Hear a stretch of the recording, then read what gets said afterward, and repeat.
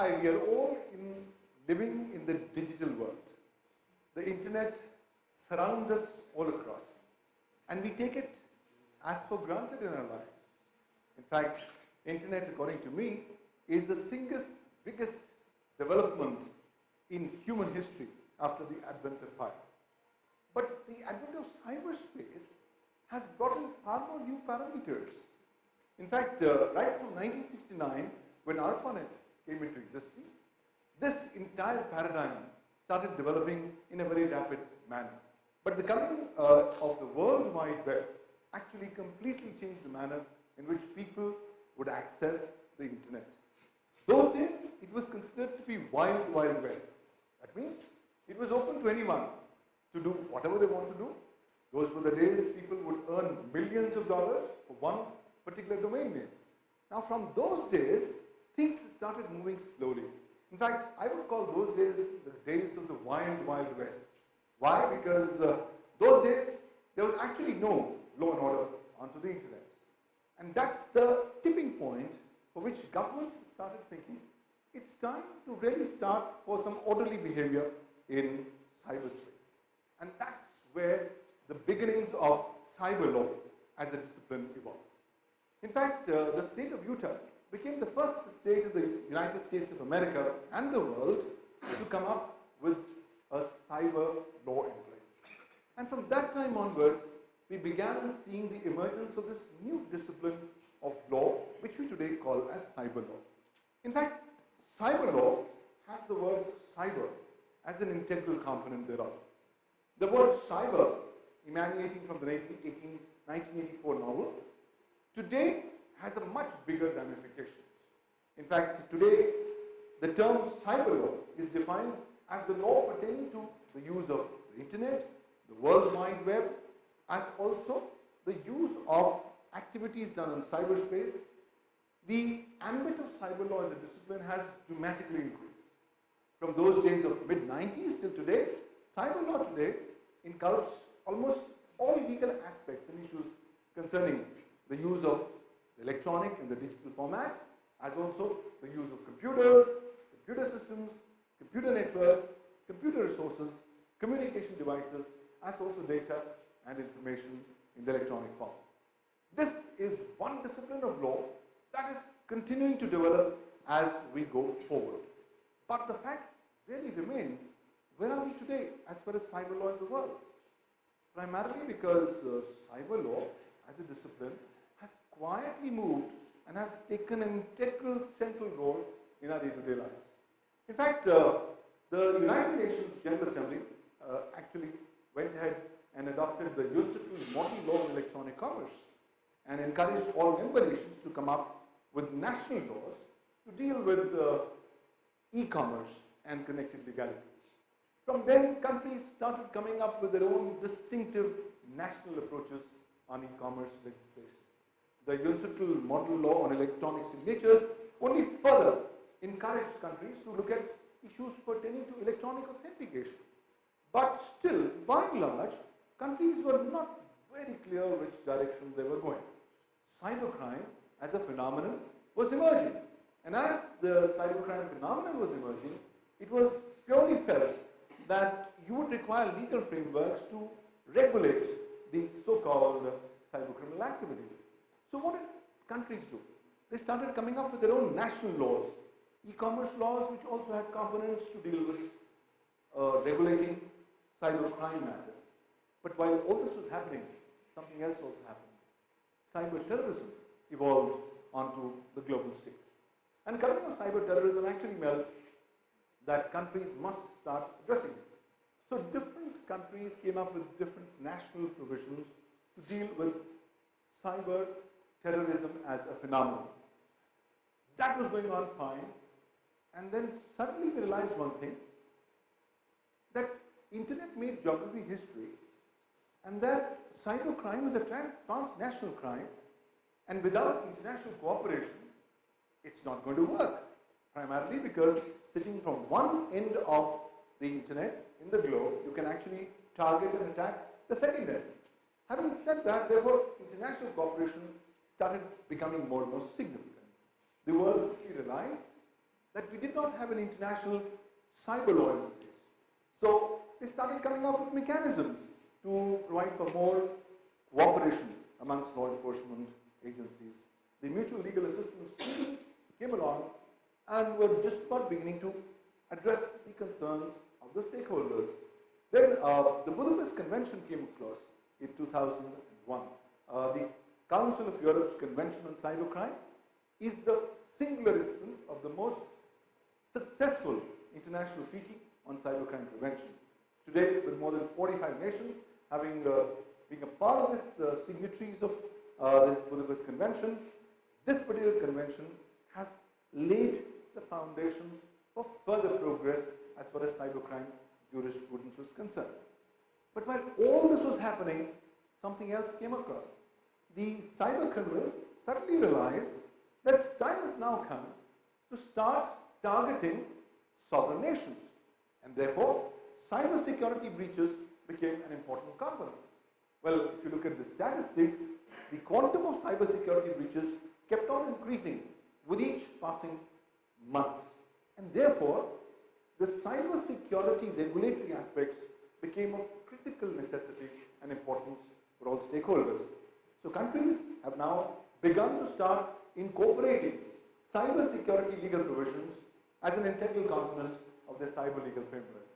And that's why cyber security law has developed as an important component of the overall umbrella of cyber law jurisprudence as a whole. Well, that looks nice, but where does it take the world today? Well, today the world is at crossroads. The mutual legal assistance treaties are not really functioning very well because it takes a lot of time. The expectation of the stakeholders is that things must instantaneously be resolved. Now, more so when the anonymity on the internet is providing the virtual platform for the cyber criminals to go ahead and attack sovereign nations, the challenges are far more. December 2015, the grid of Ukraine was attacked by hackers. And as on date, it's been confirmed that the hackers had infiltrated to great levels. So in a scenario like this coming in, the issue is, how do you deal with this entire issue of internet jurisdiction? Well, unfortunately, today at the time when I'm talking with you, there's not one particular, shall I say, agreement on what exactly would really constitute the international agreement on internet jurisdiction. But work continues to keep on happening. So what's happening? The countries started realizing there's no international cyber law in place. We have our own national cyber laws, but these national cyber laws are not talking with each other. So how do we go forward? Then the Snowden revelations came, and the world quickly woke up to a new reality, a reality that state and non-state actors were now increasingly willing to go to great lengths to listen to your conversations, to access your data per se. And that's the reason why the world has now started looking at a new phenomenon, a phenomenon where countries have started engaging in bilateral arrangements. They realize there's no international cyber law in place, so let's go for bilateral arrangements. The United States and China came across with one such mother agreement, so that both countries agreed not to really assist in activities which will target the computer networks of the respective countries. Well, there have been other agreements, but these bilateral agreements, while a step forward, have not really been the right answer. They can be an initial feel-good factor, but global problems have to be dealt with at global levels. And that's why now new challenges have started coming up. The Internet of Things is the next big thing that's going to hit the Internet per se. It's not necessarily new. People have been working on the Internet of Things. But imagine a network which is not just connected by your computers, or mobiles, but which is connected by intelligent smart devices. Well, Gartner is saying that as of now, it's more than 6 billion devices which are going to be connected to the Internet by the end of 2016. By the time we reach 2020, it's expected that more than 20 billion devices will be connected to the Internet. What happens in such a scenario? How do we look at the legal issues pertaining to privacy protection, data protection, and individual rights. Well, how much are you going to be held responsible if your refrigerator entered into a smart contract with another vendor and actually ordering for you certain groceries which should be attributable to your account, but would it make you legally liable? Is it a violation of your privacy? How much work has to be done? And what kind of a balance do we require to do? And those are important issues that the Internet of Things is knocking up to the world cyber law regime stage. Well, there are no final answers. Good things is, these are works in progress, but yes, the national data protection laws are now increasingly getting challenged to say how do these existing data protection laws are going to be applicable in the context of the Internet of Things. Internet of Things, still understandable.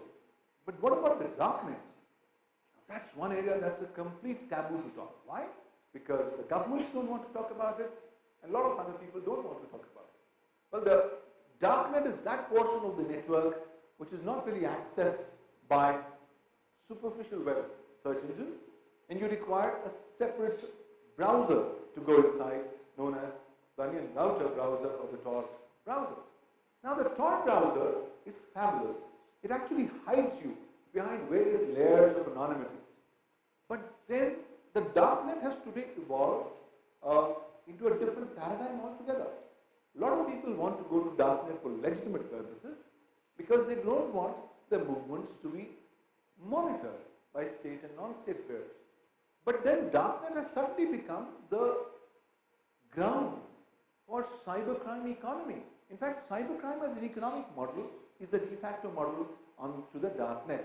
And in a scenario like this, the bigger challenge before cyber legal frameworks is how does cyber law deal with the challenges of anonymity onto the darknet? Can you say that you have a right to be anonymous and you have a right to engage in all criminal and illegal activities and also have a right not to be prosecuted or not to be gone after? I think that's stretching the argument a bit too far. But how do you, as legal frameworks, pierce through the anonymity veil onto the darknet? More significantly, how do you create the relevant incriminating electronic evidence nexus chains to show that this particular legal entity had done that particular criminal activity onto the darknet?